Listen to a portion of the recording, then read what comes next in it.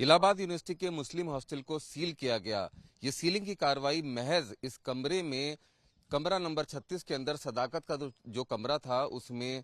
उमेश पाल की हत्या की प्लानिंग के चलते ही नहीं की गई, बल्कि इसके पीछे और भी कई बड़ी वजह हैं। नोटिस लगाया गया था कि सभी जो छात्र हैं वो हॉस्टल को खाली कर दें, क्योंकि वर्तमान हालात को देखते हुए इसको सील करने का निर्देश दिया गया है। दरअसल 1990 के दशक से ही यह हॉस्टल अतीक अहमद के गुर्गों का ठिकाना था। बड़े बड़े अपराध करके यहाँ पर अतीक अहमद के जो शूटर्स और गुर्गे थे वो फरारी काटा करते थे।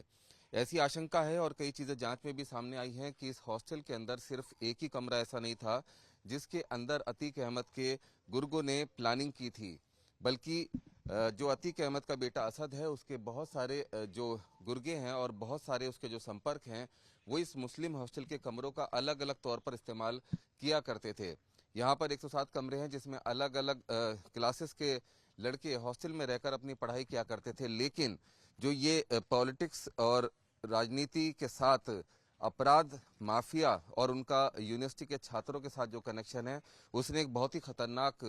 गठजोड़ यहाँ पर बना दिया था और इसी कॉकटेल की वजह से कई हत्याओं को अंजाम दिया गया। यूनिवर्सिटी के छात्रों के बीच में छुपकर हॉस्टल्स के अंदर ऐसा बताया जाता है कि जो मुस्लिम हॉस्टल है इसके कमरों में जो शूटर्स थे या फिर जो अपराध करने के बाद गुर्गे थे वो महीनों महीनों रहा करते थे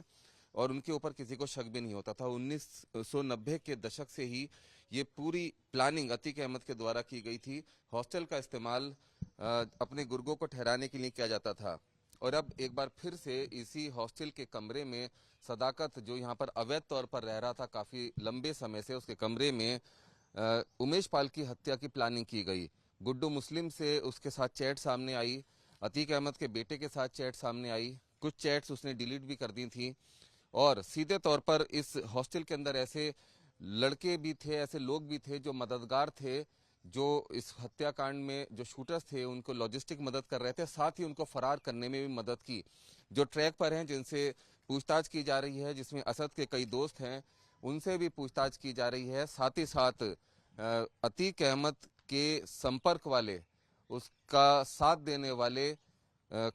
1 दर्जन के करीब पुलिस कर्मी भी हैं जो रडार पर हैं। ऐसी आशंका भी है कि उन पुलिसकर्मियों का रोल असद को, गुड्डू मुस्लिम को फरार करवाने में हो सकता है।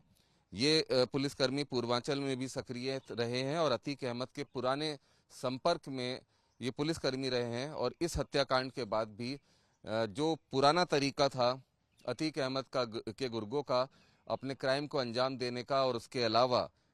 अपने शूटर्स को छुपाने का, वो एक बार फिर से ऐसा आशंका है पुलिस को कि वही अप्लाई किया गया है, जिसमें हॉस्टल में रहने वाले अतीक अहमद के गुर्गों के साथ उसके